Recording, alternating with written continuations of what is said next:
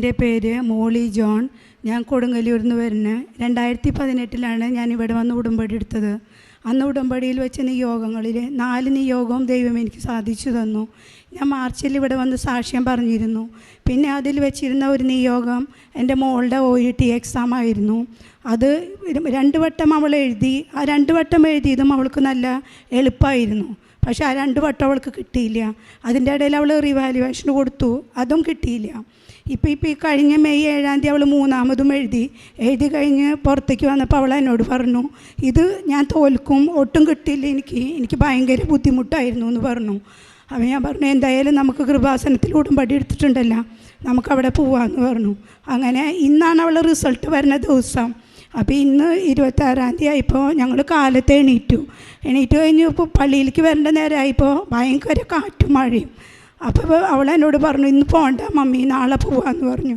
അപ്പോൾ ഞാൻ പറഞ്ഞു, വേണ്ട, എന്തായാലും ഞാൻ മാതാവിനോട് പറഞ്ഞിട്ടുണ്ട്, തോറ്റാലും ജയിച്ചാലും ഇവിടെ വന്നിട്ട് ഞാൻ റിസൾട്ട് നോക്കുള്ളൂ എന്ന്.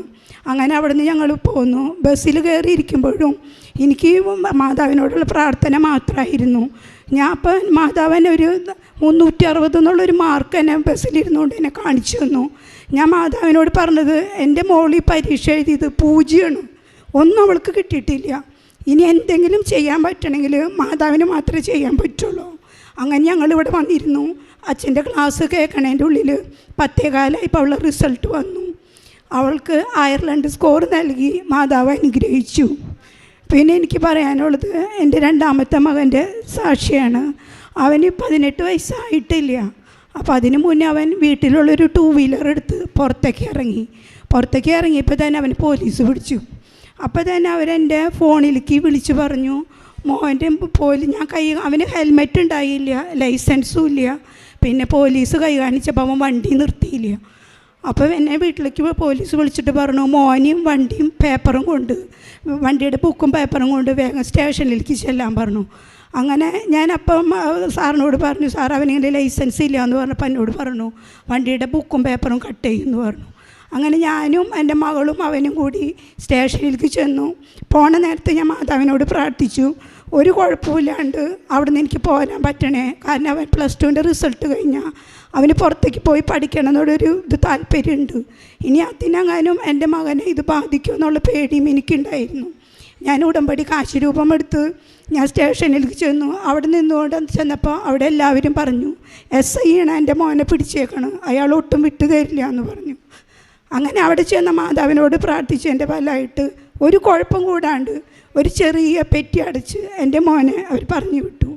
പിന്നെ എനിക്ക് പറയാനുള്ളത് എൻ്റെ 2ാമത്തെ മകളാണ്. ഇവളുടെ OET എക്സാമിൻ്റെ നിയോഗം ഞാൻ 2018 വെച്ചതാണ്. എല്ലാ നിയോഗങ്ങളും എനിക്ക് ദൈവം മാതാവ് സാധിച്ചു തന്നു. പക്ഷേ ഇതിൽ മാത്രം എന്നെ പിടിച്ചിട്ടിരുന്നു. അതിൻ്റെ ഇടയിൽ ഒരു 1.5 കൊല്ലം മുന്നേ എൻ്റെ മോള് സ്വപ്നം കണ്ടു.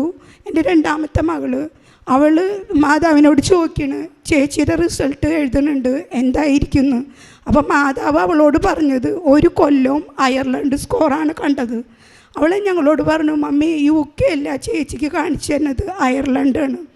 അങ്ങനെ അതും ഇന്നിപ്പോൾ ശരിയായി. പിന്നെ ഇതിൻ്റെ ഇടയിൽ ഞങ്ങളുടെ ഇടവക പള്ളിയിൽ പരിശുദ്ധ കുർബാന എഴുന്നള്ളിച്ച് വെച്ചിരിക്കുന്ന നേരത്ത് ഞാൻ എൻ്റെ മകളും മുട്ടുമ്പോൾ നിന്ന് ആരാധനയ്ക്ക് എഴുന്നള്ളി വെച്ചിരിക്കുമ്പോൾ പ്രാർത്ഥിക്കുന്ന നേരത്ത് എൻ്റെ അടുത്ത് നിന്ന് നല്ല ഹൈറ്റിലുള്ള ഒരു അമ്മ ഒരു വെള്ള സാരി ഉടുത്തിട്ട് തലയെ കൂടെ സാരിയൊക്കെ പൊതിച്ച് എൻ്റെ മകളെ എൻ്റെ അടുത്ത് നിന്ന് എടുത്തുകൊണ്ട് പോകുന്നതായിട്ട് ഞാൻ സ്വപ്നം കണ്ടു. ഞാൻ ശരിക്കും പെട്ടെന്ന് കണ്ണു തുറന്ന് ഞാൻ നോക്കിയപ്പോൾ എൻ്റെ മോൾ എൻ്റെ അടുത്ത് തന്നെയുണ്ട്.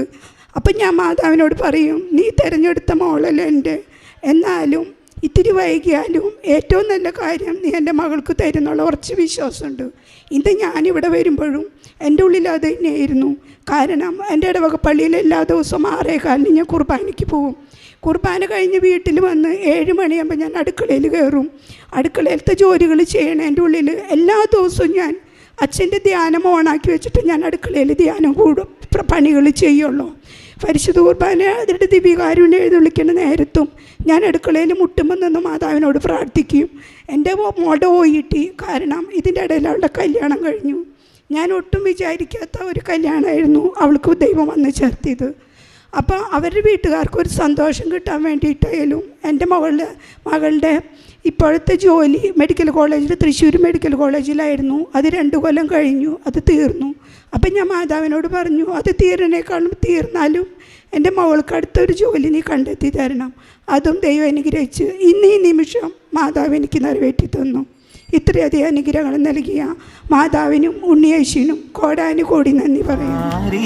ജപമാല റാണി ആവേ ആവേ